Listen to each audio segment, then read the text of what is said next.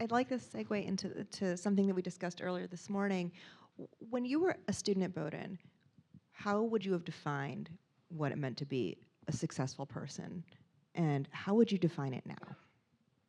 I think because of the economy and the college at the time and my cohort of peers here, it was a little bit more um, emphasis on getting a great job um, and money. Um, and I think that that was kind of where my head was at. I became, very into contemporary art and knew I wanted to work at galleries.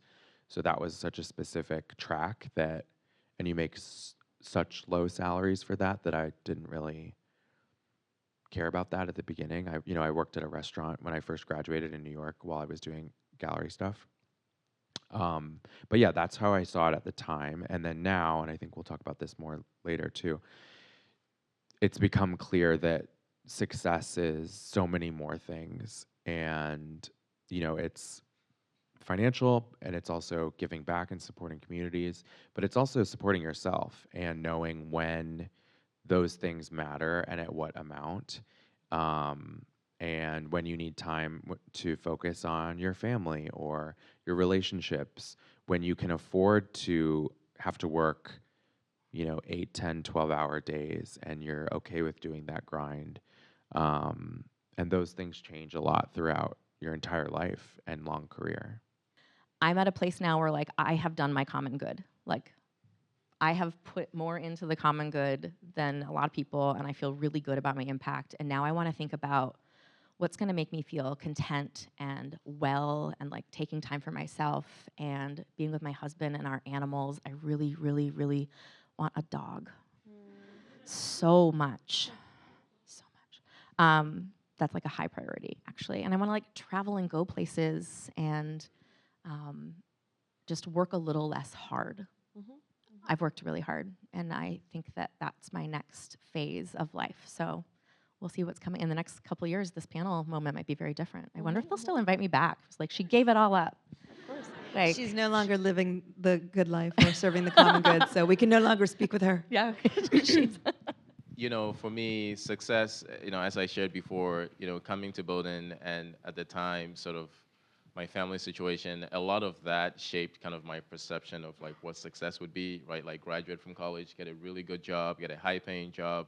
I know, and actually, like, I'm a lot more comfortable about talking about money now. Like, when I was going through this experience, it was just like really hard to be having to think about this thing that was a key factor in your decision making, but then like it didn't feel comfortable to talk about it as a key factor in your decision making.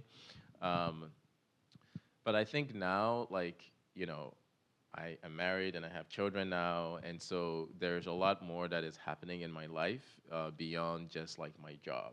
And so when I think about success now, it's a lot broader and includes all of those things, and not just like career success, right? I think about my career success actually in terms of how it relates to the success that I find in other parts of my life and how it enables those things. Like, for example, having a job where I have flexibility with my hours and when I work and where I work, and being able to do things like this, like during a weekday.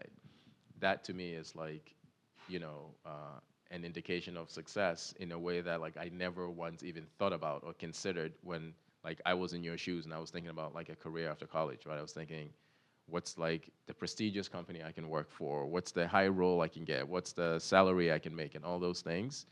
But things like flexibility in your schedule, time with your family, and all of those things have become more important to me now. And so they're very key parts of how I think about success today. Mm-hmm.